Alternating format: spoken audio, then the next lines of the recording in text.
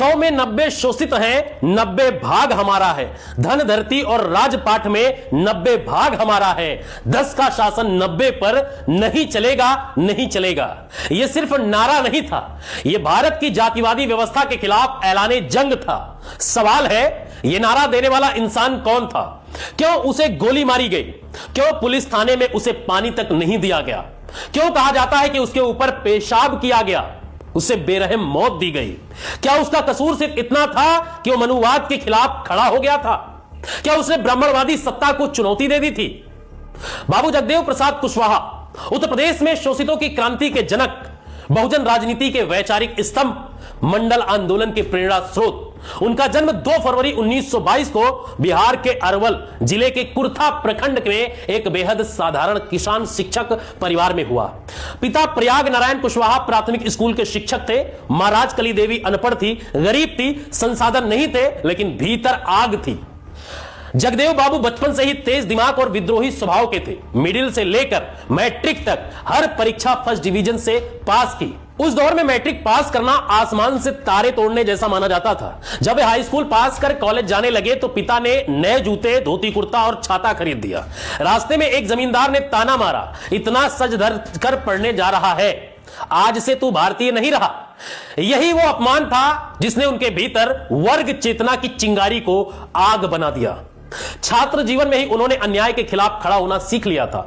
एक बार बिना गलती के शिक्षक ने उन्हें थप्पड़ मार दिया। जवाब में उन्होंने साफ कहा, गलती सबकी बराबर है तो सजा भी बराबर होनी चाहिए। गांव में किसानों की जमीन जबरन कब्जाने की प्रथा चल रही थी और उन्होंने इसका विरोध किया। हाथी छोड़कर फसल चलाने वालों को रोका, मार खाई, लेकिन पीछे नहीं हटे। पिता की मृत्यु के बाद आर्थिक कर्मकांडों से उनका मोह भंग हो गया। उन्होंने देवी देवताओं की तस्वीरें पिता की अर्थी पर डाल दी और कहा, अगर भगवान होते तो मेरे पिता बच जाते। यही से उनका मनुवाद विरोध शुरू हुआ। पटना विश्वविद्यालय से पैरा स्नातक किया। बुद्ध, कबीर, कार्ल मार्क्स और लोहिया से प्रभावित हुए। नौकरी के लिए इंटरव्यू दिया, लेकिन जातिगत कारणों से बाहर कर दिए गए। वही अपनी डिग्री फाड़ दी और कसम खाई, अब सिस्टम बदला जाएगा। यहीं से शुरू हुई शोषित समाज की राजनीतिक लड़ाई। वे सोशलिस्ट आंदोलन से जुड़े, राम मनोहर लोहिया के साथ काम किया, लेकिन जब समझ आया कि सिर्फ सत्ता परिवर्तन से कुछ नहीं होगा, तब उन्होंने सामाजिक सांस्कृतिक क्रांति का रास्ता चुना। शोषित दल बनाया, अर्जक संघ से जुड़े, साफ कहा ब्राह्मणवाद खत्म होगा तभी इंसाफ मिलेगा। 1967 में विधायक बने। पहली गैर कांग्रेसी सरकार बनी। कर्पूरी ठाकुर उप मुख्यमंत्री बने, लेकिन जगदेव बाबू ने जमींदारी मानसिकता के खिलाफ सीधी टक्कर ली। एक दिन सड़क से गुजरते हुए देखा, जमींदार मजदूरों को खेत बदलने का आदेश दे रहा था। जगदेव बाबू ने कर्पूरी ठाकुर से कहा, अगर यही राजनीति है तो मैं सरकार गिरा दूंगा। 29 दिन में सरकार गिरा दी। पहली बार पिछड़ा वर्ग मुख्यमंत्री बना और यही वो क्षण था जब सवर्ण सत्ता को समझ आ गया, यह आदमी खतरनाक है, इसको रास्ते से हटाना ही होगा। जगदेव बाबू का साफ कहना था, सरकारी नौकरी गुलामी है।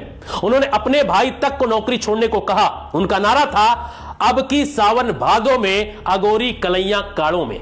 मतलब अब खेतों में सिर्फ पिछड़ों की महिलाएं नहीं, ऊंची जाति की महिलाएं भी उतरेंगी। उनका सबसे बड़ा नारा 100 में 90 शोषित हैं, 90 भाग हमारा है। यही सीधा हमला था मनवादी सत्ता पर। यही कारण था कि वे वर्ग दुश्मनों की आंखों की किरकिरी बन गए थे।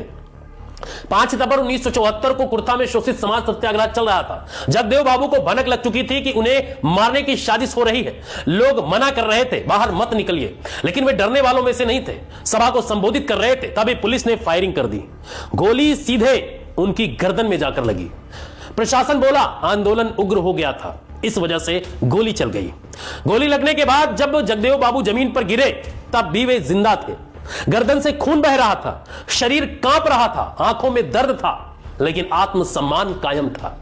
पुलिस उन्हें सहारा देकर अस्पताल नहीं ले गई, बल्कि अपराधी की तरह घसीटते हुए थाने ले गई। जिस इंसान ने पूरी जिंदगी शोषितों की आवाज उठाई, उसे हथकड़ी लगाकर एक अंधेरे कमरे में पटक दिया गया। थाने के भीतर जो हुआ वो किसी भी सभ्य समाज पर, अगर हम कहें तो, कलंक माना जाएगा। उस कमरे के अंदर उस दिन जगदेव बाबू जमीन पर पड़े करा रहे थे। खून से वे कपड़े भीग चुके थे। बार बार बस एक ही बात कह रहे थे, हमको पानी दे दो, बस एक गिलास पानी दे दो। लेकिन थाने में बैठा मनवादी दरोगा और सिपाही हंस रहे थे। किसी ने पानी नहीं दिया, कोई डॉक्टर नहीं बुलाया गया, उल्टा उन्हें जाति सूचक गालियां दी गई। कहा गया बहुत नेता बनता था ना, अब बोल सारी नेतागिरी पिछवाड़े में चली गई। समर्थकों के अनुसार उसी दौरान पुलिस ने मानसिक और शारीरिक यातना की सारी हदें पार कर दी थी। कहा जाता है कि एक सिपाही ने उनके ऊपर पेशाब तक कर दिया था। घायल शरीर, सूखे होंठ, जलती प्यास और ऊपर से यह अपमान। यह सिर्फ हत्या नहीं थी, यह पूरे बहुजन समाज को संदेश देने की कोशिश थी कि जो भी ब्राह्मणवादी सत्ता को चुनौती देगा उसका यही अंजाम होगा। जगदेव बाबू फिर भी नहीं टूटे, दर्द में भी उन्होंने सिर झुकाया नहीं। उनकी आंखों में डर नहीं था, सिर्फ आग थी। और इसके बाद पुलिस ने उनके समर्थकों को पीटा, थाने से भगाया और शव तक छुपाने की कोशिश की। अस्पताल नहीं ले जाया गया, समय पर इलाज नहीं मिला, जानबूझकर उन्हें मरने के लिए छोड़ दिया गया। यह कोई एनकाउंटर नहीं था, यह सोची समझी राजनीतिक हत्या थी जगदेव बाबू कुशवाहा की। एक ऐसा नेता जिसने 100 में 90 का नारा दिया था, उसे थाने में तड़पा तड़पा कर खत्म कर दिया गया। उस दिन सिर्फ जगदेव बाबू नहीं मरे, उस दिन संविधान की आत्मा को गोली मारी गई थी। यही है इस सिस्टम का असली चेहरा। बाद में उनका शव छिपाने की कोशिश हुई, लेकिन जनता के दबाव में पटना लाया गया। अंतिम संस्कार में लाखों लोग उमड़े। आज नीतीश, लालू जैसे मुख्यमंत्री उसी आंदोलन की देन है जिसकी नींव जगदेव बाबू ने रखी थी। लेकिन विडंबना देखिए, जिनके विचारों से सत्ता बनी वही इतिहास से गायब कर दिए गए। आज भी उनके नाम पर राजनीति होती है, लेकिन उनके सपनों का भारत नहीं बन पाया। उन्होंने कहा था बहुजन जागेगा तभी देश बदलेगा। वे मनुवाद के खिलाफ थे, जातिवाद व्यवस्था के खिलाफ थे, शोषण के खिलाफ थे। यही उनका अपराध था। जगदेव बाबू सिर्फ एक व्यक्ति नहीं थे, वे विचार थे, वे चेतना थे, वे बहुजन समाज की आवाज थे। उन्हें गोली से मारा गया, लेकिन उनके विचार आज भी जिंदा हैं। सवाल यही है कि कब तक 10% लोग 90% पर राज करेंगे? कब तक जाति इस देश का भविष्य तय करेगी? और कब तक जगदेव बाबू जैसे शहीद सिर्फ किताबों तक सीमित रहेंगे? ये सवाल आपसे है, आपके अस्तित्व से है। मैं आप पर छोड़कर जा रहा हूं। अब आपको तय करना है कि आप क्रांति लाना चाहते हैं या मुर्दों की तरह जीना चाहते हैं। फिलहाल इस वीडियो में इतना ही, मिलते हैं नए वीडियो में।